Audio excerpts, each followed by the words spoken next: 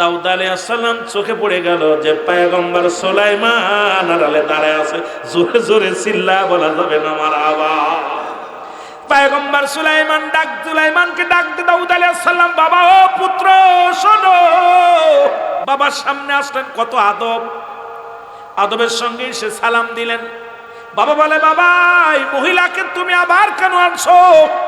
কয়, বাবা আপনি একজন নবী, আপনি আল্লাহর পয়গম্বর, সুতরাং আপনার কাছে এই বিচারটা আমি আশা করি নাই।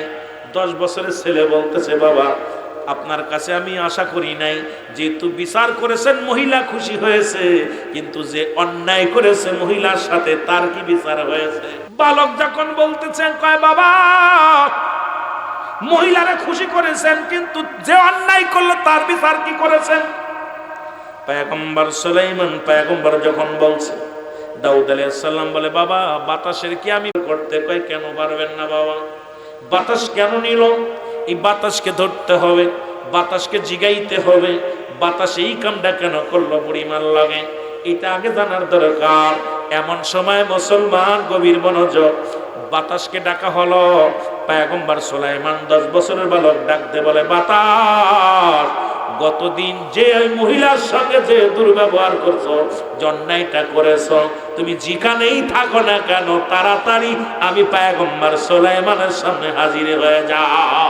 শুধু পয়গম্বরের সামনে হাজির হয় নাই, বাতাস হাজির হয়ে গেলেন। এক বনিব হাজির হয়ে গেলেন। বনিব এসে ডাকতে বলে, আসসালামু আলাইকুম এ নবী দাউদ।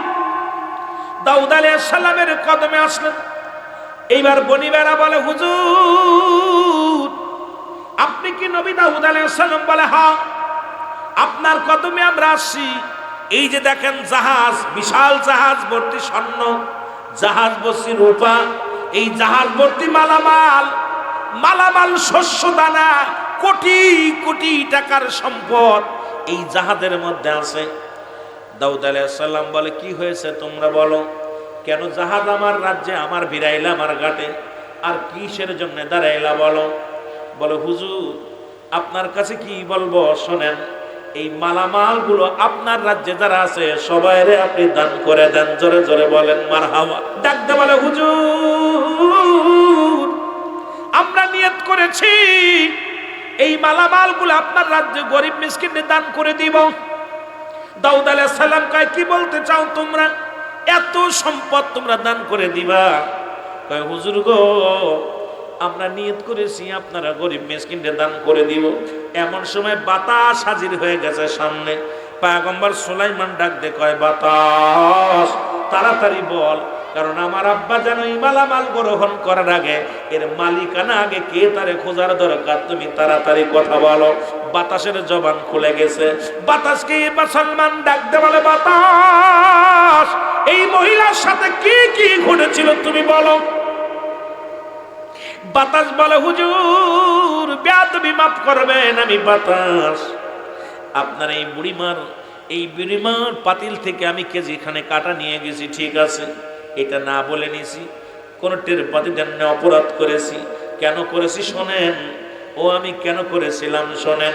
কয়, কি হয়েছিল বলো। কয়, সাগরের মধ্যে যখন এই বনিবেরা জাহাজ ভর্তি মালামাল নিয়ে যখন তারা আসতেছিল, হঠাৎ করে উৎপত্ত মুসলমান উতাল পাতাল ঢেউ শুরু হয়ে যায় সাগরের মাঝে, প্রচন্ড ঝড় শুরু হয়ে যায়। এই ঝড়ের মধ্যে একটা তক্তা ফেটে যায়, এই তক্তা ছিদ্র হয়ে যায়, পানি উঠতে শুরু হলো, উতাল পাতাল ঢেউ। এর মধ্যে যে 50 থেকে 60 জন বণিক আছে সবাই মারা যাবে। উতাল পাতাল ঢেউ শুরু হয়ে গেল। তখন এই বণিকেরা চিৎকার মেরেছিল, আল্লাহ যদি আমরা এই সাগর থেকে বাঁচতে পারি, এই জাহাজে যত মালামাল আছে সব মালামাল আল্লাহ আমি নিয়া এই রাজ্যের সামনে যে রাজ্য বাঁধবে, সামনে যে দ্বীপ বাঁধবে, এই দ্বীপের মানুষগুলোকে আমরা দান করে দিব। জোরে বলেন মারহাবা। এই নিয়তটা করেছিল। আমি বাতাস যাইতেছিলাম ওই জাহাজের উপর দিয়া, সুবহানাল্লাহ বলেন না আরো জোরে। আমি বাতাস যখন এই সাগরের মধ্যে যাইতেছিলাম, ওই বনিবের কান্না, ওই মাঝির কান্না আমি সহ্য করতে পারি নাই। আমি সহ্য করতে পারি না। আল্লাহর রাস্তে যখন ডাক দিছে, আল্লাহ বলে যখন ডাক দিছে, তখন আমি আল্লাহর রাস্তে যখন সাহায্য চেয়েছে, চিন্তা করলাম বাতাস আমিও তো আল্লাহর সাহায্য চাইতেছে আল্লাহ। এখন আমি আশেপাশে দেখি ওই সাগরের পাশ দিয়া ওই মেয়েটা আটা নিয়ে যাইতেছে। ওই আটাগুলো উড়াইয়া নিয়া ওই যে তক্তাটা ফাটল ধরেছিল, ফাটা শুরু করেছিল, পানি উঠতেছিল, ওখানে নিয়ে ছিদ্রা বন্ধ করে দিছি। আর ওই বনিবেরা সবাই বেঁচে গেছে। জোরে জোরে চিল্লায় বলা যাবে না মারহাবা। সুলাইমান পয়গম্বর তাকা আছে, দাউদ আলাইহিস সালাম তাকা আছে। দাউদ আলাইহিস সালাম বলে ঠিক আছে, মালামাল গুলো সবাইরে দান করে দাও। পয়গম্বর সুলাইমান ডাক দিয়ে বলে আব্বা জান, এটা আপনি বিচার করতেছেন, কারণ যেহেতু ওই কোন ব্যক্তি পাবে না এটার মালিক, এই আটার মালিক, এই সম্পদের মালিক, এই জাহাজের মধ্যে যত মালামাল আছে এর মালিক এলাকার কেউ না, এর মালিক হবে এই বুড়ি মা। যেহেতু ওনার আটা নিয়ে, ওনার এই আটা নিয়ে নৌকা বন্ধ করেছে, জাহাজের ছিদ্রা বন্ধ করেছে, সুতরাং এই জাহাজের মধ্যে যত মালামাল আছে সেই সূত্রে মালামালের মালিক আমার হয়ে যাবে এই মা জননী। পয়গম্বর সুলাইমান যখন এই ওয়াজ করলেন, দাউদ আলাইহিস সালাম বলে বৎস, তুমি যে ওয়াজ করেছো, তুমি যে রায় দিছো এই রায় ঠিক আছে বৎস, তুমি মালামাল গুলো দিয়ে দাও। সঙ্গে সঙ্গে সুলাইমান পয়গম্বর ডাকতে বলে মা, মা আর দেরি করো না, ওই 2 বস্তাটা শুধু তোমার নয়, ওটা আমার বাবা দিছে। আর তোমার শরিয়াত মোতাবেক বিচারে, এই বিচারের রায় অনুযায়ী এই দুনিয়ার মধ্যে এই যে জাহাজের মধ্যে যত মালামাল আছে, এই মালামাল গুলো আল্লাহ রাব্বুল আলামিন তোমার জন্য বরাদ্দ রাখছে। কারণ তুমি সাহায্য চাইছো আল্লাহর কাছে, আল্লাহর রাস্তায় ভিক্ষা চেয়েছো, আল্লাহর রাস্তায় কাজ চেয়েছো। বুড়িমা, তুমি ঈমান নষ্ট করো নাই, কারণ তুমি 3 দিন অনাহারে থেকে আল্লাহর প্রতি তাওয়াক্কুল ছিল। কারণ তোমারে বাঁচায় আল্লাহ, তোমারে খাওয়ায় আল্লাহ, তোমারে মারে আল্লাহ, এই চিন্তা তোমার ভিতরে ছিল। তুমি তো কোনো মানুষের কাছে সাহায্য চাও নাই, সাহায্য চেয়েছো আল্লাহর রাস্তায় সাহায্য চেয়েছো। সুতরাং আমার রব্বে কারীম তোমার এই কথাটাকে এত পছন্দ করেছে, আল্লাহর রাস্তায় সাহায্য চাওয়ার জন্য, আল্লাহর প্রতি তাওয়াক্কুল থাকার কারণে আমার রব্বে কারীম তোমার প্রতি এত সন্তুষ্ট, এত রাজি, এত কবুল করেছে যে জাহাজের মালামাল গুলো তোমার জন্য বরাদ্দ করে রাখছে। এই ঘুষখোরেরা বোঝে না, সুদখোরেরা বোঝে না, হারামখোরেরা বোঝে না। এই হারামখোর চিন্তা করে সুদ খাইলে টাকা হলেও মালিকানা হয়ে যাব, সুদ খাইলে ঘুষ খাইলে অনেক বাড়ির মালিক হব, গাড়ির মালিক হব। খোদার কসম করে বলি বান্দারে, এই দুনিয়ার মধ্যে ঘুষ ছেড়ে দাও, সুদ ছেড়ে দাও। কারণ পয়গম্বর সুলাইমান এবার মনটা খারাপ করে উনি চলে গেলেন। যাইয়া মুসলমান বসে আছে নদীর কিনারায় দাঁড়ায় আছে, এগুলো দেখতেছিলেন মুসলমান খুব খেয়াল।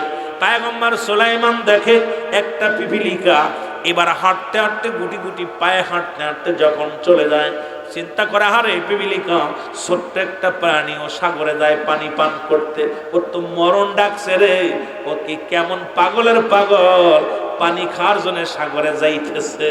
এইবার যখন সাগরের কূলে যে দাঁড়াইলেন, হঠাৎ ভিতর থেকে, নদীর ভিতর থেকে একটা ব্যাঙ উঠে আসলেন। ব্যাঙটা আসিয়া হা করলেন, ব্যাঙের গালের মধ্যে পিপিলিকাটা চলে গেলেন। এবার কিছুক্ষণ পরে আবার ব্যাঙটা পানির নিচেই থেকে উঠল। যখন হা করলেন, আবার ওই ভিতর থেকে পিপিলিকাটা বাইর হয়ে চলে আসলেন। এবার পয়গম্বর সুলাইমান ডাক দেয়, পিপিলিকারে দাঁড়াও। পিপিলিকা দাঁড়ায় গেছে, বলে আল্লাহর নবী পয়গম্বর সুলাইমান, আপনি আমাকে ডাকছেন, কি বলবেন বলেন। কয় ও পয়গম্বর ডাকতে বলে, ও পিপিলিকা, একটু আগে দেখলাম তুমি গুটি গুটি পায় তোমার মুখের মধ্যে একটা আহার নিয়া, একটা খাবার নিয়া, শস্য নিয়া তুমি নদীর ধার দিয়ে যাইতেছিলে, আবার সে আহারটা নিয়া, খাবারটা নিয়া তুমি ব্যাঙের মুখের মধ্যে চলে গেলে। এইবার ব্যাঙটা তোমাকে কি করলো?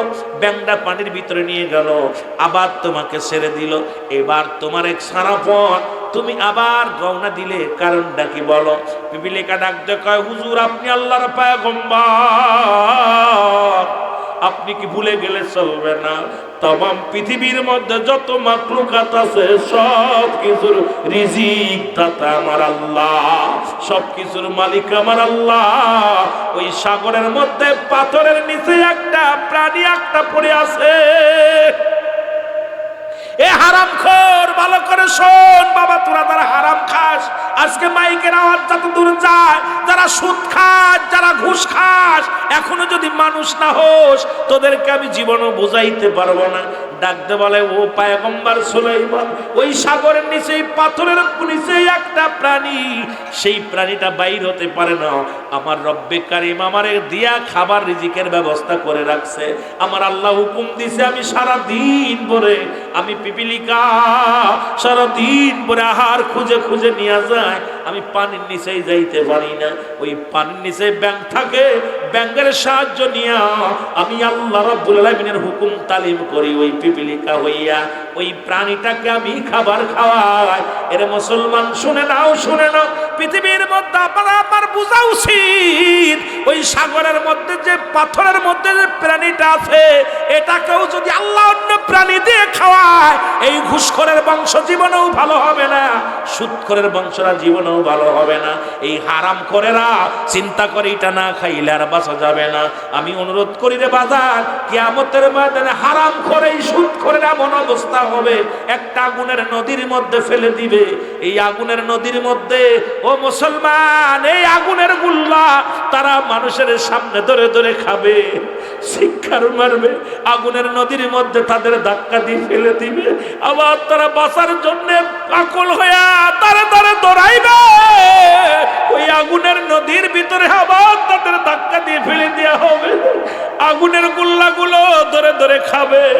ওদিন সব মানুষগুলোর সামনে ওই মানুষগুলোর আগুনের নদীর মধ্যে ফেলবে, রক্তের নদীর মধ্যে ফেলবে। ওই রক্তের নদীর মধ্যে পইরা আগুনের গুল্লাগুলো ধরে ধরে তারা খাবে। ও মুসলমান, এত কষ্ট দেয়া হবে। আজকে তোরা যেমন ঘুষ খাস, সুদ খাস, এই সুদখোর আর ঘুষখোরদের জন্য ওই কঠিন মুসিবতের দিনের হারামখোরের আসর আমার আল্লাহ রাব্বুল আলামিন তোদের এমন খাওয়ান খাবে, আগুনের গুল্লাগুলো, পাথরের আগুনের পাথরগুলো তোদেরকে গিলায়া গিলায় খাওয়াইবে। জোরে জোরে চিল্লায়া বলা যাবে না আল্লাহু আকবার, আরো জোরে জোরে বলেন আল্লাহু আকবার। আমার প্রাণ পাখি রে,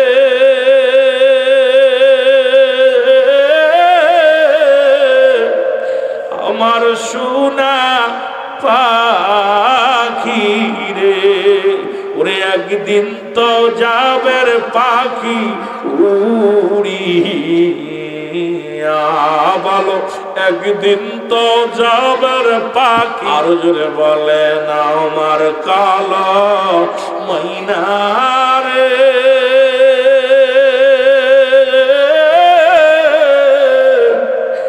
আমার সোনা পাখি রে, ওরে একদিন তো যাবের পাখি উড়িয়া, বলো একদিন তো যাবের পাখি ছাড়িয়া। ছেলে মেয়ে পাশে সে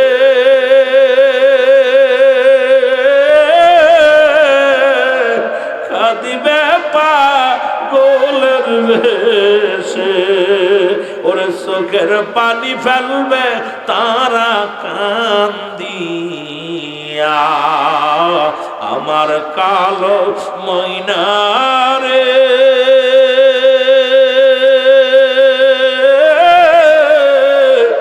আমার সোনা পাখি রে, ওরে একদিন তো যাবের পাখি উড়িয়া, ওরে একদিন তো যাবের পাখি ছাড়িয়া। বড়র পাতা গরম জালে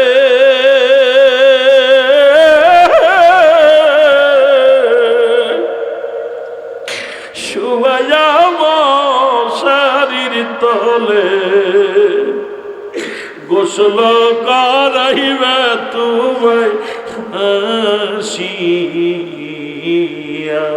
ওরে গোসল করাইবে তোমায় হাসিয়া আমার কালো ময়নারে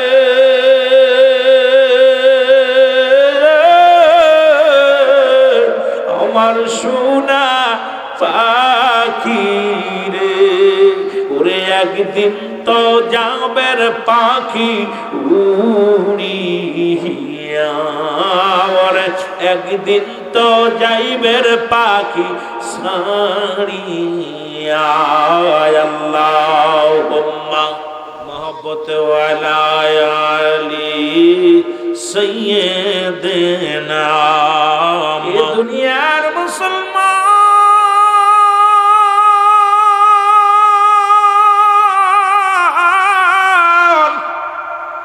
এখনো যারা সুদের মধ্যে জড়িত আছে ঘুষের মধ্যে জড়িত আছে গো শুনে না আমার আল্লাহ বলেন কুল্লু মান আলাইহা ফান আল্লাহ কয় বান্দারে এই জমিনটা আমি রাখবো না জমিনটা আমি রাখবো না আজকে কত বাড়ির মালিক হইলা সম্পদের মালিক হইলা আরে আমির গোলামিন কয়েক বিঘে জমির মালিক হইলাম আপনি কয়েক বিঘে জমির মালিক হইলেন বাড়ি করলেন সুন্দর বাড়ি করছেন সুন্দর গাড়ি করছেন আল্লাহ কয় বান্দারে এই জমিনটা আমি রাখবো না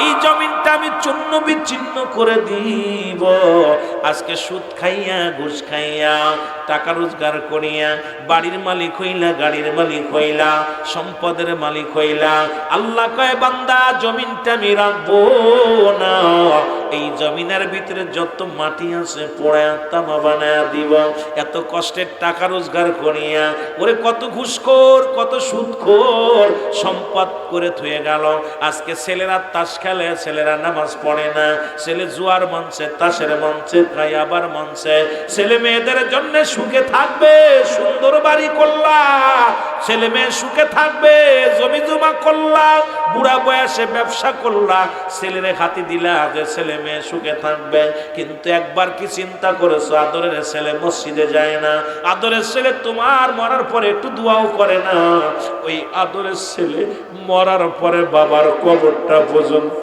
ছেড়ে দেয় ও যুবক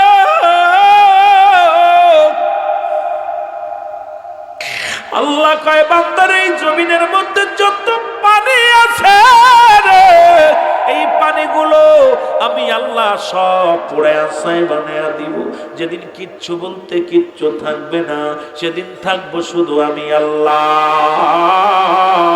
আল্লাহ কয় বান্দারে সেদিন যেদিন আমি থাকবো রাসূলের ভালোবাসা নিয়ে আজকে কার জন্য সুদ খাও কার জন্য ঘুষ খাও কার জন্য দুনিয়ার সম্পদের পারে গোল্লা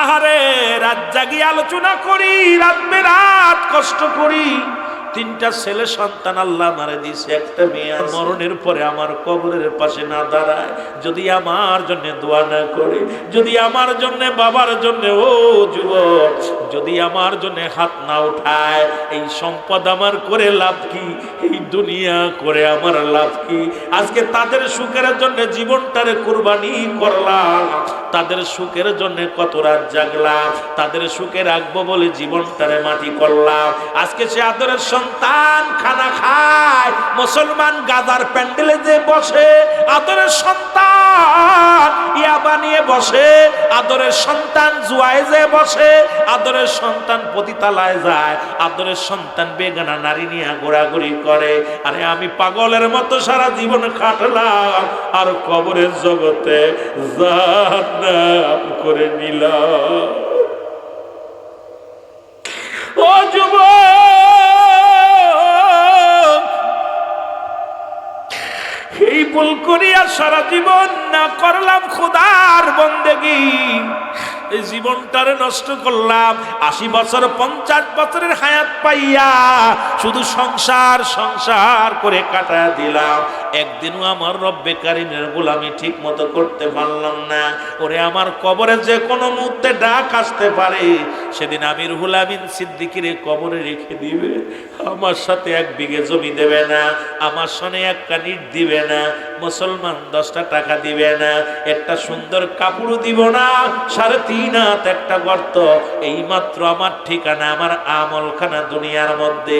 এই মেয়ানতটা দুনিয়ার পিছে না দিয়া যদি আমি আল্লাহরে দিতাম, এই মেয়ানতটা যদি আমি দুনিয়ার ছেলে মেয়েদের জন্য না করিয়া আমার রব্বে কারিমের জন্য রাত কাটাইতাম, আমি যদি আমার প্রভুর জন্য রাত জাগতাম, এই দুনিয়াতে কষ্ট করিয়া যদি যাইতাম, আমার রব্বে কারিম আমার জন্য ওই জান্নাতের মাকাম সুন্দর জান্নাতখানা দান করত। আজকে কেন আমরা দুনিয়ার পিছে পড়ে গেলাম? এই দুনিয়া দুনিয়া নিয়ে আমরা ব্যস্ত হয়ে গেলাম। আরে বাজার আমরা আজকে সুদ খাইলাম, ঘুষ খাইলাম, আজকে সুদের মধ্যে মনে করলাম 40 বছর বয়স হয়ে গেছে, 50 বছর বয়স হয়ে গেছে, এখনো সুদ ছাড়তে পারো নাই, ঘুষ ছাড়তে পারো নাই, মনে করছে এইভাবে দিন যাবে না। রে বাজার না, এইভাবে দিন যাবে না, এইভাবে সময় যাবে না। এই যে এখন এই যে একটু লোডশেডিং হয়, তাই তো গরমের যন্ত্রণা সহ্য করতে পারি না। যেখানে কোনো বাতি নাই, যেখানে কোনো বন্ধু নাই, যেখানে কোনো বান্ধব নাই, আমার বাবা জান আমার আপনাদেরকে বলে যায়, এখন যদি মারা যায় আমার কবরে শীতেবে না, আমার কবরে ফ্যান থাকবে না, আমার কবরে কোনো লাইট থাকবে না। ওই অন্ধকার কবরটা আমার সুখময় যদি করতে হয়, অবশ্যই আমার খোদার গোলামি করে যেতে হবে। জোরে জোরে চিল্লায় বলেন ঠিক কিনা? আর একটু জোরে জোরে চিল্লায় বলা যাবে না ঠিক কিনা? এরে মুসলমান, এই সুদখোর হাবিব নাম হলো কি? হাবিব। উনি আর সুদে কারবার করে, চক্রবৃদ্ধি সুদের কারবার করে, বাড়ি বাড়ি টাকা তোলে, মানুষের দ্বারে দ্বারে যাইয়া। চক্রবৃদ্ধি সুদখোর। এই সুদখোর একদিন গেলেন বাড়িতে মুসলমান, কিছু টাকা পায়, 1 বার 2 বার 3 বার গেলেন, যা যখন টাকা পাইলেন না, এবার যা বললেন তুমি যদি টাকা না দাও, সুদের টাকা না দাও, আজকে বাড়ি থেকে সরব না। এবার বসে রইলেন, হঠাৎ রান্নাঘরের দিকে নজর গেল, যা দেখে রান্নাঘরের মধ্যে কিছু আকিকার গোশত, পাশের বাড়ি আকিকা হয়েছিল, সেখান থেকে কিছুটা গোশত দিয়েছে, ঢাকা আছে। ভিতর বাড়ি যাইয়া যখন পাতিল টুসো করলেন, যা দেখে কিছু টুকরা গোশত পাতিলের মধ্যে আছে। এবার গোশতটা পাইয়া সুদখোর হাবিব তোরা গণ্ডিত হয়ে গেলেন। ডাকতে বলে টাকা দিতে পারো না, গোশত আনিয়া রান্না করে রেখে দিছো। মহিলা ডাকতে বলো, ও ভাই ওই গোশতগুলো আমরা কিনি নাই, পাশের বাড়ি বড় লোকের আকিকা হয়েছে, আমাদেরকে একটু গোশত দিছে, মরিচ নাই, লবণ নাই, ঝাল নাই, তেল নাই, রান্না করতে পারি নাই, এই জন্য রয়েছে, রান্না করে আজকে আমরা খাইতে পারি নাই। আমার ঘরের মধ্যে আমার সন্তানেরা না খেয়ে আছে, আমার সন্তানেরা বড় অনাহারে আছে, আমার সন্তানগুলো ক্ষুধার যন্ত্রণায় কান্দে রে। হাবিব কি করলেন? গোশত 2টা ছিনিয়ে নিয়ে গেলেন ভিতর থেকে উঠা, এই পাতিল থেকে গোশত নিয়ে চলে আসলেন। আসিয়া বাড়ি এসে বিবিরে ডাকতে কয়, বিবি দেরি করো না, ভালো করে রান্না করো, গোশতটারে ভালো করে বুনে দাও, বোনা গোশত খাবো। উনি গোসল করতে গেলেন, গোসল করতে আসিয়া রান্না করে বিবি সুন্দর করে রান্না করিয়া পাতিলের মধ্যে রেখে দিছে। যখন দুজন বইয়া একসাথে খাবে, স্বামী স্ত্রী দুজন মিলা খাবে, যখন পাতিলটা গুছিয়েছে, গুছানোর সঙ্গে সঙ্গে দেখে রে পাতিলের ভিতরে গোশত নাই, পুরো পাতিলের গোশত রক্ত হয়ে গেছে। আমি একটা চিৎকার মেরে ডাকতে বলে, বিবি আর জোর করে গোশত ছিনে আনার কারণে সেই গোশত যদি রক্ত বানাইতে পারে, সেই গোশত যদি আমার আল্লাহ রক্ত বানায় দিতে পারে, ওরে বিবি আমি সারা জীবন সুদ খাইলাম, আমার আল্লাহ আমার সাথে কি রূপ ব্যবহার করবে? আমি যদি জোর করে কত সুদ খাইলাম, আমার আল্লাহ যদি আমারে ধরে, যদি দুনিয়ার গোস্তগুলো যদি রক্ত বানাইতে পারে, বিবি রে আমারে কি করবো আমার আল্লাহ, আমি কি করবো রে বিবি। বিবিও কান্দে, স্বামীও কান্দে, দুজন কান্দার বলে আল্লাহ দুনিয়াতে আর জীবনে সুদ খাইতাম না, যার কাছে যা পাবো মাফ করে দিলাম, আর আমার যা ছিল সবাইরে ফেরত দিয়ে দিলাম। উনি কি করলেন? সুদের যত টাকাগুলো আনছে সব ফেরত দিয়ে দিলেন, এমনকি যে মুনাফা বাদে যে মুসলমান আসল টাকা ছিল এটাও মাফ করে দিলেন। বলে আমরা আপনার কাছে মাফ চাই, আমারে মাফ করে দিবেন। উনি এমন তওবা করলেন, খাস তওবা করলেন, আল্লাহর সন্তুষ্টিতে সব কিছু ছেড়ে দিয়া সুদখোর হাবিব আল্লাহর ডাকে আর আস্তাগফিরুল্লাহ রব্বি মিন কুল্লি জামবি ওয়া তুবু ইলাইহি লা হাওলা ওয়ালা কুওয়াতা ইল্লা বিল্লাহ। বলে আল্লাহ জীবনে আজ থেকে আর এক ওয়াক্ত নামাজ ছাড়ব না, আজ থেকে আমি একটা রোজা ছাড়ব না, আজ থেকে একটা মিথ্যা কথা বলবো না, আজ থেকে কোনো ঠকবাজি করব না, আজ থেকে সুদের নাম মুখে আনবো না, আল্লাহ ঘুষের নাম আনবো না। উনি চোখের পানি ছেড়ে কান্দে, রব্বুল আলামিন তুমি আমারে মাফ করে দাও। উনি বাড়ি বাড়ি যে মাফ চাইলেন, যাদের সঙ্গে সুদের কারবার করতেন তাদের হাতে ধরে পায়ে ধরে ডাকতে বলে ভাই আমি আপনাদের সঙ্গে অন্যায় করেছি, আমারে যদি মাফ না করেন আমার আল্লাহ আমারে মাফ করবো না।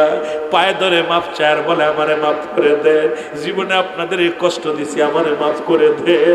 আপনাদের উপকার করতে যাইয়া আমি নিজেরে আমি বড় লোক বানায় ফেলেছিলাম, আমি দুনিয়ার লোভে পড়ে গেছিলাম, দুনিয়ার সম্পদের লোভে পড়ে গেছিলাম, আমার আজকে আপনাদের কাছে মাফ চাই। এই হাবিব যখন অনুশোচনা করিয়া রব্বে কারিমের কাছে মাফ চাইলেন, আমার আল্লাহ তারে মাফ করে দিলেন। আমল করতে করতে এই দুনিয়ার মধ্যে সুদ করা হাবিবকে আমার আল্লাহ আল্লাহর ওলি বানায়া দিছে। জোরে জোরে চিল্লা বলা যাবে না মারহাবা। আয় ফিরে আয় বাবার, এমনও মানুষ আছে গাঁজা খাইছেন, মদ খাইছেন, এখন মসজিদ ছাড়েন না, আল্লাহরে ছাড়েন না, আমার আল্লাহ বড় খুশি হয়। কে কি বললো কিচ্ছু যায় আসে না রে বাবা, আপনি যখনই অনুভব করেছেন আমার কবরে যাওয়া লাগবে, আল্লাহ আমি আর জীবনে সুদ খাবো না, আমার কবরে যা লাগবে আমি আর ঘুষ খাবো না, আমার কবরে যা লাগবে আমি আর জিনা ব্যভিচার করবো না, আমার কবরে যা লাগবে আমি আর গাঁজায় টান দিব না, আমার কবরে যা লাগবে আমি আর মদ খাবো না, আমার কবরে যা লাগবে বিড়ি সিগারেট খাবো না। একবার যদি আপনি খাস তওবা করে ফিরে আসতে পারেন, আমার আল্লাহ এত খুশি হয়, আমার আল্লাহ ফেরেশতাদের ডাক দেখো, ফেরেশতা দেখো ওই অমুক জায়গা গ্রামে অমুক পাগল, এই পাগলরা মনের অজান্তে নফসের খায়াসে পড়িয়া অন্যায় করেছিল, আজকে নফসের আম্মারা কন্ট্রোল করিয়া এই বান্দা আমি আল্লাহর গোলাম হয়ে গেছে, ওই নামটা লিখে দাও, আরশের গায়ে লিখে দাও, নিষ্পাপ বলে লিখে দাও, জান্নাতি বলে লিখে দাও। এখনো সময় আছে, আয় আগামী দিন বেঁচে থাকবো কেউ বলতে পারি না, যে কোনো মুহূর্তে মালাকুল মউত আসতে পারে। মুসলমান কুল্লু নাফসিন যায়কাতুল মাউত, ও মুসলমান শুনে নাও, যে কোনো মুহূর্তে মালাকুল মউত আসতে পারে। এর পরবর্তী সময় আপনার আমার জন্য কি নিয়ামত বয়ে আনতেছে কেউ বলতে পারি না। এখন সুস্থ আছেন, সকালে কবরে যাবেন। ও যুবক এখন সুস্থ আছেন, ফজরের আগে অসুস্থ। আজকে মুসলমান এখন সুস্থ আছে, আগামী দিন ফজর পর্যন্ত বেঁচে থাকবে কেউ বলতে পারি না, কেউ বলতে পারি না।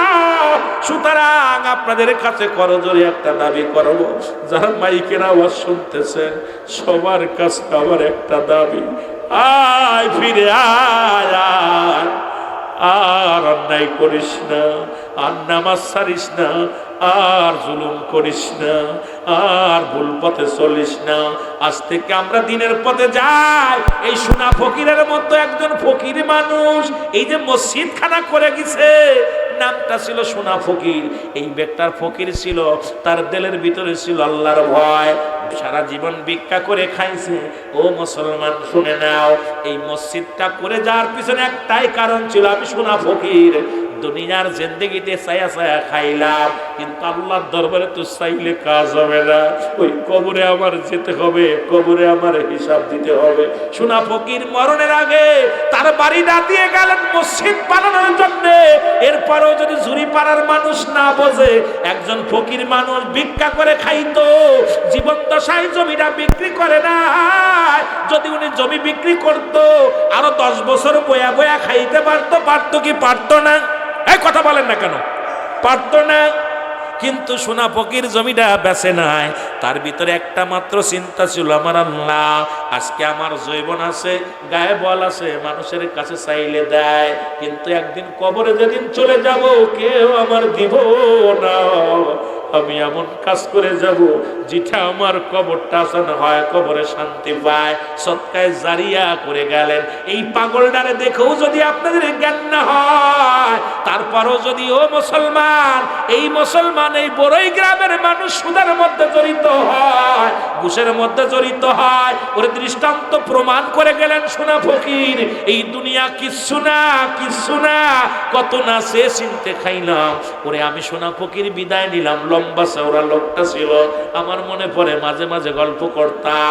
যখন আমি রাসেলগের বাসায় আসতাম, মাঝে মাঝেই গল্প করতাম, দাঁড়ায় দাঁড়ায় গল্প করতাম। এত মজার মজার কথা বলতো।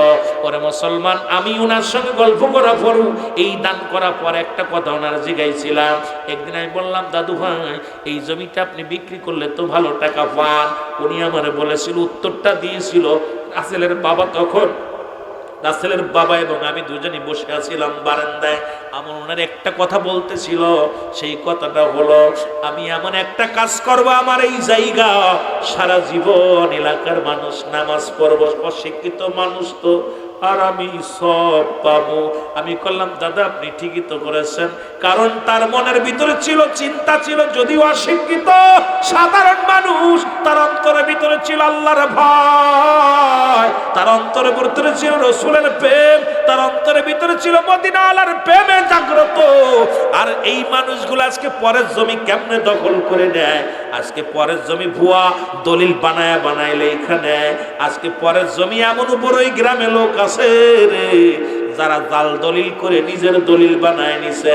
আমার গ্রাম আছে, আপনার গ্রাম আছে, বাংলাদেশের অনেক অঞ্চলে আছে, ভুয়া দলিল বানাইয়া এটা ভোগ করে খায়। কিন্তু কবরে তো ভুয়া দলিল চলবে না। ওই কবরে সামিয়ানা গোছানোর দরকার আছে কিনা? আরো জোরে জোরে চিল্লায় বলেন, আছে কিনা?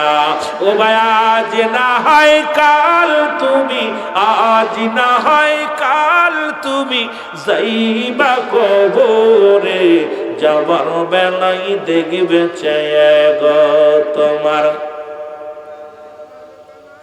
তোমার যাবার বেলাই দেখবে চেয়ে গো তোমার, সবই রইল পড়ে, যাবার বেলাই দেখবে চেয়ে গো। বলো আজ না হয় কাল তুমি, আজ না হয় কাল তুমি যাইবা কবরে, যাবার বেলাই দেখবে চেয়ে গো তোমার, সবই রইল পড়ে, যাবার বেলাই দেখবে চেয়ে গো। তোমার দাদাই গেছে, বাবাই গেছে, কেউ আসলো না ফিরে, তোমার তো যাইতে হবে রে ভাই অন্ধকার কবরে, তোমার তো যাইতে হবে রে। এরে মুসলমান, অল্প বয়সে কিছু যুবক মারা গেল এই বড়ই গ্রামে। ও যুবক, বড়র গ্রামে কয়েকটা যুবক, আব্দুল হামিদ একদম তর তাজা যুবক, ওই দোকানদার ও মুসলমান, ওনার নামটা যেন কি ছিল, সুমন দোকানদার, এখনো বিয়ে করে নাই। মানুষের সামনে মিষ্টি হাসি দিত। আমার ছাত্রদের জন্য যখন আমি বাজাপুরা নিতে আসতাম, 2টা 4টা বেশি দিত, আর বলতো, ভাই দোয়া চাই, দোয়া চাই। আমি বলতাম, তুই অত দিস কেন? কয় ছাত্র কয়জন? যদি হতো 20 টাকায় আরো 5টা বেশি দিত, 2টা বেশি দিত। আমার বলতো, আপনি খালি একা সব নেবেন, আমারও কিছু শরীক করেন। উনি বিয়ে করেন, উনিও চলে গেছে। আজকে আব্দুল হামিদ আমার দরবারে যাইতো, উনিও চলে গেছে। বড়ই মনিরুল ভাই কাঁচামালের ব্যবসা করত, একটা ছেলেকে রেখে চলে গেছে। অনেকগুলোর নামগুলো মনে পড়ে যায়। মাসুদ, এই যে খালপাড়ের মাসুদ, আমি কইতে গেলে অনেক কষ্ট হয়। এই মাসুদ একদিন আমি সিনেদা মাহফিল করে দাঁড়ায় আছি স্ট্যান্ডে, রাত তখন 2টা বাজে। আমি একা একা ঘাড়ের মধ্যে ব্যাগ নিয়ে দাঁড়িয়ে আছি, পিছন থেকে জড়ায় ধরছে। জড়ায় ধরিয়া আমার কই, ভাই কই যাবি? ও তো মোটা তাজা, আমি তো অনেক আগে দেখছি, আমি চিনি নাই। আমি কইছি আপনি কে? আমি বলছি মনে হয় কাম সারছে নতুন স্ট্যান্ডে জিনে দাম বলছে, আল্লাহ আমার পকেটে টাকা পয়সা আছে নিয়ে বিবি জোড়া দিচ্ছে। কই যাবি? আমি কই বাড়ি যাবো। সিনার ভান করতে। আমি কই ভাই কে আপনি? কই তুই আমার চিনিস না? আমি মাসুদ। আমি মাসুদ। আমার সেই ট্রাকের বালুর ট্রাকে উঠায় আনছে, মারি মাগুরায় নামাইছে। আমি আশ্চর্য হয়ে গেছি, এই মানুষগুলো অজারে ঝরে গেছে। মাসুদ চলে গেল। এইরকম অসংখ্য যুবক, আমাদের জুরিপাড়ার বাবু মিয়া, আহারে আমার দরবারে মাহফিল করতো বাবু, উনিও চলে গেছে। আমি নাম শুনেছি, দেখতে পারি নাই। এইরকম অসংখ্য যুবক যারা ছেড়ে চলে গেছে। আমাদের রইস ভাই, ওই দোকানদারি করতো, রইস, লতিফ ভাইয়ের রইস নাম, ও চলে গেছে। এইরকম অসংখ্য যুবক যারা একদম তাদের অল্প বয়স, কেউ ভাবতে পারেন এরা চলে যাবে, আল্লাহ তাদেরকে নিয়ে গেছে। এইরকম আপনিও চলে যাবেন, পৃথিবীর কেউ ঠেকাতে পারবেন না, ঠেকানো সম্ভব নয়। হয় আজ, না হয় কাল, না হয় পশু নাই তসু, যেতেই হবে। পৃথিবীর কেউ ঠেকায় রাখতে পারে নাই। ফিরাউন, নমরুদ, কারুন, যারা খুদাই দাবি করেছিল তারাও ঠেকতে পারে নাই। আপনি থাকবেন, আপনি আমি কেউ থাকতে পারবো না। এই জন্যে কিছু বড়ই গ্রামে কিছু রত্ন ঝরে গেছে একদম বাচ্চা বয়সে। আমি অনেকগুলোর নাম জানি, অনেকের জানি না, কারণ আমি এগুলোর নিজের কন্ট্রোল করতে পারি না। এই মানুষগুলো তো এখনো যাওয়ার সময় হয় নাই। ভাবতে গেলে রাখছে কোথায়, এই জায়গা যে জায়গা রাখছে একটা মানুষও আসে না। এই জায়গায় দিনে দুপুরে ভয় করে গেলে কেউ যায় না, সালাম দিতেও যায় না। এই হলো আমাদের ঠিকানা। এই মানুষগুলো যদি না বোঝে, এদের আপনি কেমনে বুঝাইবেন? এরপরেও যদি না বোঝার ভান করে, আপনি কেমনে বুঝাইবেন? অনুরোধ করব দাদু ভাই যারা আইছেন, রাত 12টা পার হয়ে গেছে, আমি আর আলোচনা আগাবো না। অনুরোধ একটাই যে আমাকে আপনাকে চলে যেতে হবে। এই পৃথিবী চিরদিন থাকার জায়গা না। আপনিও থাকবেন না, আমিও থাকবো না। চিরতরে বিদায় নিতে হবে। আসার সিরিয়াল আছে, যাওয়ার কোনো সিরিয়াল নাই। সুতরাং বুড়ো বেঁচে আছে, যুবক চলে যাবে, যুবক মরে যাবে, বৃদ্ধ বেঁচে থাকবে। সুতরাং আমরা সবাই সেই মরণ দেশের যাত্রী। আল্লাহ আমাদেরকে হেদায়েত দান করুক, জোরে বলুন আমিন। এ যুবক, ছোট্ট মানুষ পয়গম্বর সুলাইমান, বয়স মাত্র 10। কত বছর? 10 বছরের বালক পয়গম্বর সুলাইমান। এই সুলাইমানের বাবার নাম হলো হযরত দাউদ আলাইহিস সালাম, যিনি বনি ইসরায়েলদের মধ্যে জবরদস্ত একজন আল্লাহর নবী, যিনি পৃথিবীর মধ্যে অসংখ্য মানুষের কাছে কালেমার দাওয়াত নিয়ে, আমরা মনে করি আমরা শুধু কালেমার দাওয়াত দিই। আমার নবী যদি কালেমা পড়েছে, সব নবীর একই কালেমা। আদম আলাইহিস সালাম পড়েছে লা ইলাহা ইল্লাল্লাহ, আদম শফিউল্লাহ, লা ইলাহা ইল্লাল্লাহ মুসা কালিমুল্লাহ, লা ইলাহা ইল্লাল্লাহ ইব্রাহিম খলিলুল্লাহ, লা ইলাহা ইল্লাল্লাহ ঈসা রূহুল্লাহ, লা ইলাহা ইল্লাল্লাহ মুহাম্মাদুর রাসূলুল্লাহ। যখন যে নবী আসেন, পয়গম্বর আসে, তার উম্মতগণ তাকে অনুসরণ করে তখন সেই কালেমাটা পড়তো। আমরা আখিরি জামানার নবী রাহমাতাল লিল আলামিনের উম্মত, আমাদের কালেমা আল্লাহ ছাড়া কোনো মাবুদ নাই, আল্লাহকে পাওয়ার একমাত্র মাধ্যম ঠিকানা হলো নবী মুহাম্মাদুর রাসূলুল্লাহ সাল্লাল্লাহু আলাইহি ওয়াসাল্লাম। জোরে জোরে চিল্লায় বলা যাবে না মারহাবা। এর পয়গম্বর সুলাইমান বসে আছে গো, তৎকালীন জামানার মধ্যে এক গরীব। কুরআনুল কারীমের মধ্যে আল্লাহ ডাক দেওয়ালেন কাসিম হাবিবুল্লাহ, দিন মজুরি মেহনতকারীরা আমার বন্ধু, আজকে এখানে যারা বসেছেন অধিকাংশ মানুষই আল্লাহর বন্ধু। এখন যদি কোনো মুফতি সাহেব বলে আমি মানি না, আমি কই তুই কোরআন বুঝিস না, আমি কই তুই কালেমা বুঝিস না, ইসলাম সম্পর্কে তোর কোনো জ্ঞান নাই। কারণ আল্লাহ বলে বান্দা, যে বান্দা দুনিয়ার মধ্যে ঘাম ঝরায়, যে বান্দা শরণ দেয়, যে বান্দা কষ্ট করে, একে আমি আল্লাহ বন্ধু বলে স্বীকার করলাম। জোরে জোরে চিল্লায় বলেন মারহাবা। এখানে যারা বসে আছেন, হয় আছেন দিন মজুরি, হয় আছেন রিক্সা চালক, ভ্যান চালক, না হয় মাঠে কাজ করেন, ব্যবসা করেন। সুতরাং আপনারা কেউ রাজমিস্ত্রি, কেউ আছেন মুসলমান গভীর মনোযোগ। আপনারা কেউ এসির মধ্যে ঘুমান না, সারাদিন অলসতায় দিন কাটান না, হয় করেন চাকরি, তবুও ঘাম ঝরান। মুসলমান শুনে নেন, আমার ভাই বড় বক্তা, বড় আলেম, কামেল পাস, বড় ফার্স্ট ক্লাস কামেল পাস, তারপরও কিন্তু বসে থাকে না। শিক্ষাগতার পাশাপাশি একজনের রং মিস্ত্রি। আমার ভাইয়েরা, আমার বন্ধুরা, আমার আল্লাহ নিজে বলে এই দুনিয়ার মধ্যে যারা ঘাম ঝরায়, যারা কষ্ট করে, এরা আমার বন্ধু। যারা বেকার আছে, ঘুরে বেড়ায়, তারা হলো শয়তানের বন্ধু। জোরে বলেন ঠিক কিনা? ওই জামানার একজন বুড়িমা, আল্লাহ তার স্বামীকে দুনিয়া থেকে নিয়ে গেলেন। খুব খেয়াল করবেন, স্বামী মারা গেল, ছেলে মারা গেল, মেয়ে মারা গেল, দুনিয়ার মধ্যে শ্বশুর শাশুড়ি মারা গেল, বিধবা মহিলা, রব্বে কারিম দুইটা নাতি রেখে দুনিয়ার মধ্যে থেকে সবাই বিদায় হয়ে গেল। দুইটা নাতি অসহায় বুড়িমা মানুষের বাড়ি বাড়ি কাজ করে, মানুষের বাড়ি বাড়ি কাজ করে। 3 দিন কোনো কাজ পাইলেন না, 3 দিন অনাহারে কোনো কাজ পাই না। যার বাড়ি যায় সেই ফেরত দেয়। চিন্তা করে রব্বুল আলামিন,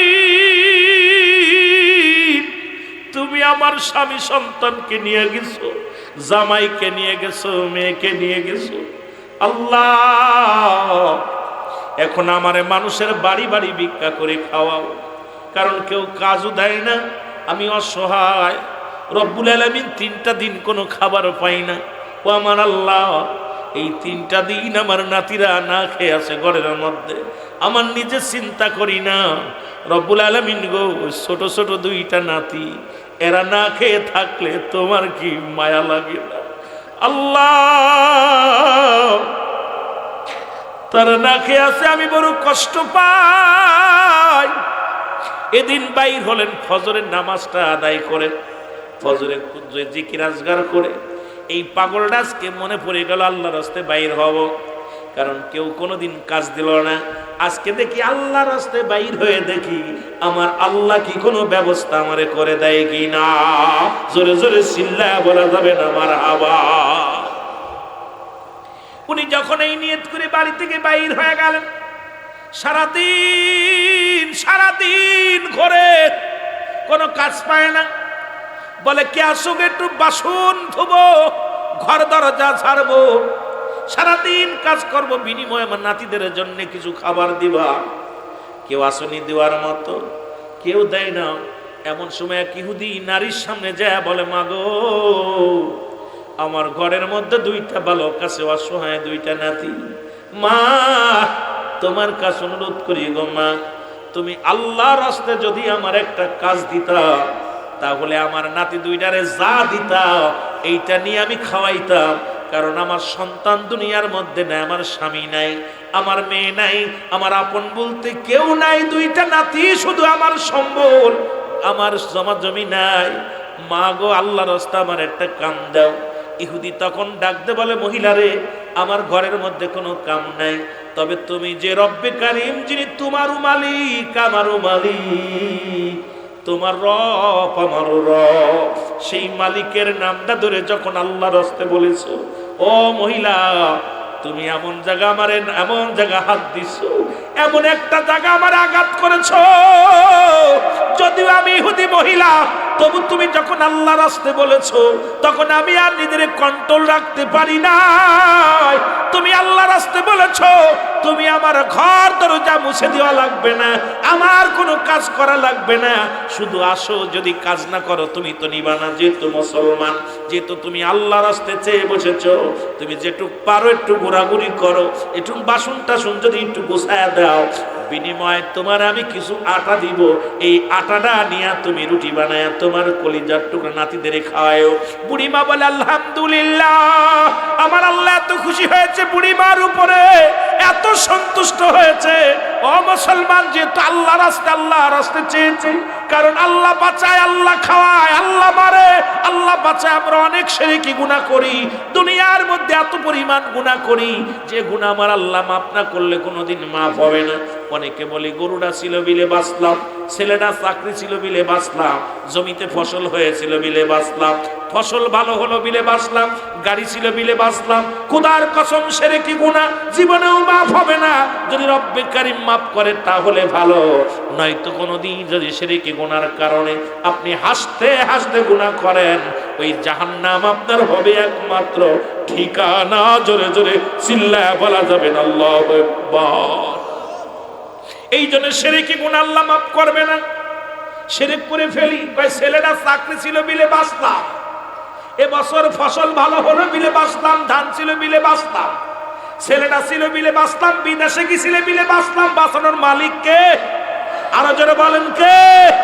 যদি বলতেন আল্লাহ ছেলেটারে কামাই করার আল্লাহ তুমি তৌফিক দিছো, ছেলের ওসিলায় তুমি আমারে বাঁচায় রাখছো, মেয়ের ওসিলায় বাঁচায় রাখছো, গরুর ওসিলায়, ফসলের ওসিলায় তুমি আমারে দয়া করছো, কোনো গুনাহ হবে না, আল্লাহ খুশি হয়ে যাবে, আমার রব্বে কারীম আরো খুশি হয়ে যাবে। এই জন্য আমরা শিরকি গুনাহ করে ফেলি, অনেক সময় এই হাসতে হাসতে গুনাহ করে ফেলি, বুঝি না। এই না বুঝার কারণে এত গুনাহের মধ্যে আমরা জড়িয়ে যাই। জোরে জোরে চিল্লায় বলা যাবে না আল্লাহু আকবার। এ আমার ভাইরা, আমার বন্ধুরা, আমার এই বুড়ি মাটাগুলো পাইয়া মনের আনন্দে পাতিলের মধ্যে নিয়া বলে আল্লাহ 3 দিন 3 রাত আমার নাতিরা খাবার পায় না, রব্বুল আলামিন এই খাবারগুলো বাড়ি নিয়ে আটারে আমি কি বানাইবো, পানি দিয়া খামির বানাইবো, খামির বানায় রুটি বানাই দিব, আমার নাতি দুটে খাইব, আমি এই নাতি দুটের খাওয়া দেখবো, আজকে তৃপ্তি সহকারে খাবে। এই 3 দিন তো অনাহারে আছে, আল্লাহ তৃপ্তি সহকারে খাবে, এইটা নিয়ত করতে করতে চলে আসলো। এমন সময় বাতাস আসিয়া ওই বুড়িমার পাতিলের ভিতর থেকে সমস্ত আটাগুলো উড়িয়ে নিয়ে গেছে। জোরে জোরে চিল্লায়া বলা যাবে না আল্লাহু আকবার। বুড়িমা পাতিলটা হালকা, বুড়িমা চিন্তা করে কেন রে, পাতিল তো ধীরে ধীরে ভার হবে, কিন্তু পাতিলটা কেন পাতলা হয়ে যায়। এবার বুড়িমা পাতিলটা যখন নামাইলেন, নামানোর পর দেখে রে এই পাতিলের মধ্যে একটা আটাও নাই। বুড়িমা আশ্চর্য হয়ে গেলেন, বাতাসে উড়ে নিয়ে গেলে দেখে বাতাসে ঘুরতে ঘুরতে আটাগুলো নিয়ে চলে যায়। বুড়িমা কয় রব্বুল আলামিন 3 দিন 3 রাত পরে 1 মুঠা আটার ব্যবস্থা তুমি করে দিলা, এটা বাতাসে নিয়ে গেল, আমার গায়ে বাতাস লাগে নাই, কাপড়ে বাতাস লাগে নাই, আমি বাতাস টের পাই নাই, এই বাতাস আমার আটাগুলো নিয়ে গেল, এখন আমি কোথায় যাই, এই নাতির আমি কি খাওয়াইবো? রব্বুল আলামিন অনাহারে মারা যাবে, চোখের পানিগুলো ছেড়ে ছেড়ে কান্দে, চোখের পানিগুলো ছেড়ে ছেড়ে কান্দে। এবার রওনা দিলেন, সামনে পেতে গেলেন 10 বছরের বালক পয়গম্বর সুলাইমান পয়গম্বর। দেখে বুড়িমার চোখে পানি, ডাকতে বলে বুড়িমা তোমার চোখে কেন পানি? ও বুড়িমা তুমি কেন কাঁদছো? বুড়িমা বলে বালক রে তুমি কি বলবো, তুমি ছোট মানুষ, তোমারে কি বলবো? কয় মা গো কি বলো, আগে তোমার কি হয়েছে বলো। কয় বাবা রে তুমি ছোট মানুষ, 10 বছরে বালক আর কট্টু খবরে বাবা। ডাকতে বলে বাজান রে আমার মনে বড় কষ্ট, সেই কষ্টটা কেমনে বুঝাইবো? আমি তো বড় মানুষ, আমি না খেয়ে আরো 2-1 দিন থাকতে পারবো, কিন্তু আমার ছোট ছোট 2টা নাতি, তাদের আব্বা নাই মা নাই, তারা বিদায় আল্লাহ পাক তাদের নিয়ে গেছে, আমার স্বামীও নাই, আমার আপন বলতে দুনিয়ার মধ্যে কেউ নাই, একমাত্র আমি অবলম্বন ওদের। কিন্তু আজ 3টা দিন অনাহারে আছে, আমি অনেক কাজ পাই নাই, খুঁজতে খুঁজতে যাইয়া এক ইহুদির বাড়িতে আমি আল্লাহর রাস্তে চাইলাম, আল্লাহর কথা শুনিয়া আমার রব্বে কারীমের প্রেমে পড়িয়া এই ইহুদি আমাকে কিছু আটা দিয়েছিল, এই আটাগুলো আমার মাথা থেকে উড়াইয়া বাতাসে নিয়ে চলে গেছে। এখন আমার সন্তানেরা তো না খেয়ে থাকবে, আমার এই নাতি দুটা না খেয়ে থাকবে, এরা না খেয়ে মারা যাবে। আমি এই কষ্ট নিয়ে কাঁদতেছি। নালিশ কার কাছে দিব, কার কাছে বিচার চাইব, বাতাসের বিরোধিতা করব, কার কাছে বাতাসের বিরুদ্ধে নালিশ দিব? পয়গম্বর সুলাইমান কয়, বুড়িমা এই দেশের যে প্রেসিডেন্ট তারে কি চেনো? এই দেশের যে খলিফা তারে কি তুমি চেনো? কয়, বাবারে আমি তো চিনি না, তবে তার নাম শুনেছি। বলে, তার নামটা কি তুমি বলো বুড়িমা? বলে, তার নাম হলো হযরত দাউদ আলাইহিস সালাম। জোরে জোরে চিল্লায়া বলা যাবে না মারহাবা।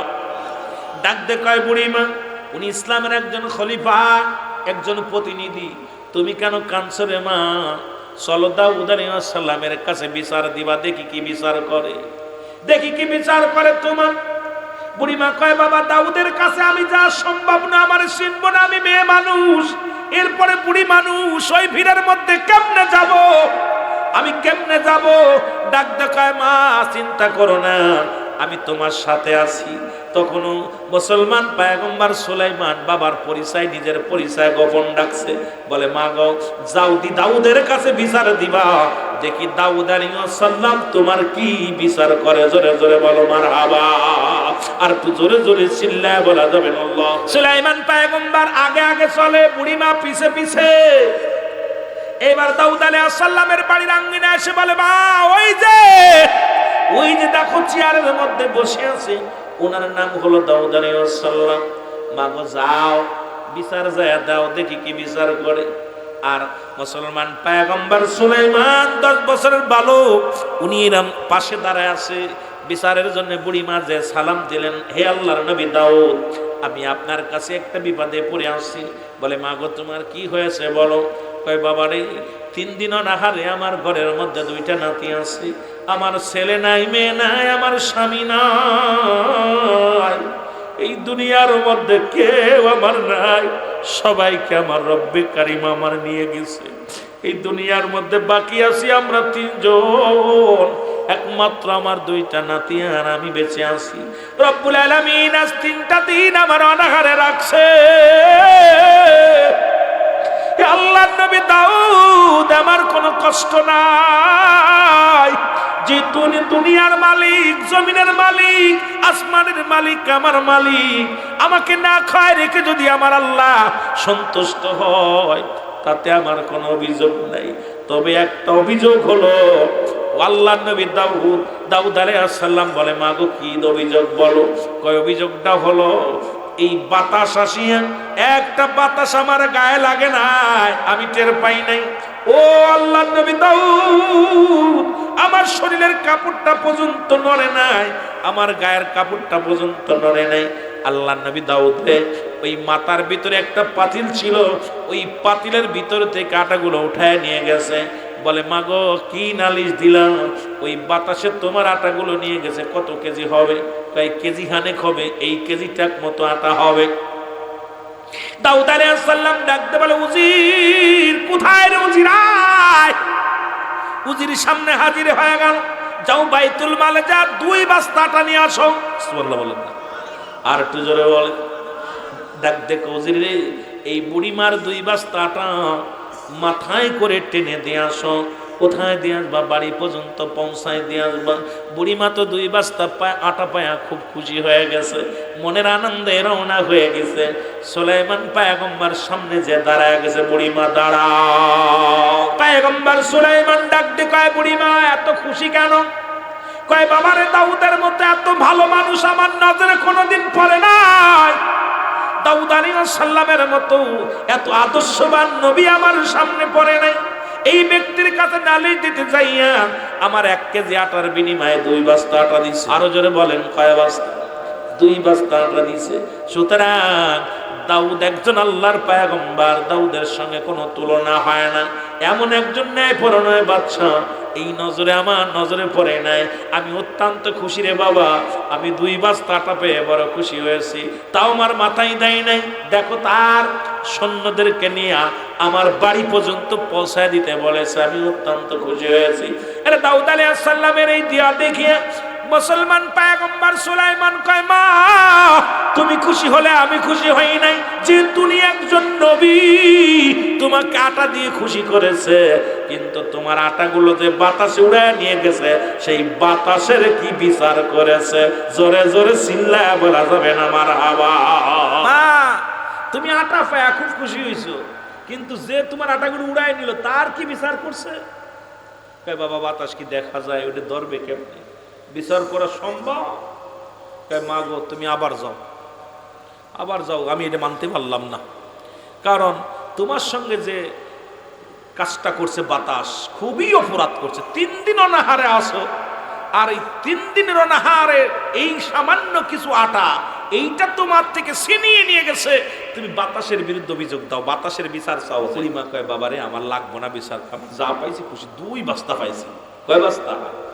2 বস্তা পাইছি, আমার আর অভিযোগ তেজ নেই। কয় মা গো তুমি এই 1 বিচার করে যাবা, পার পেয়ে যাবে, পার পেয়ে যাবে।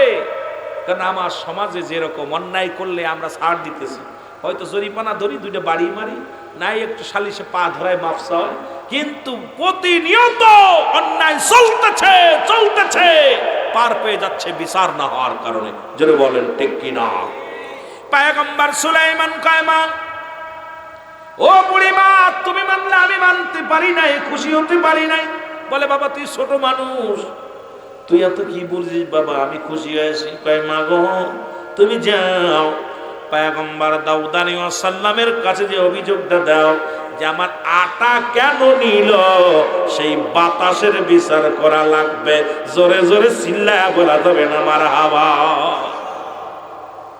এবার বুড়িমা দাউদ আলাইহিস সালামের কাছে ফিরে গেলেন। দাউদ নবী ডাক দিয়ে বলে, মা তুমি আবার কেন আসলা? তোমার তো 2 বস্তা আটা দিছি।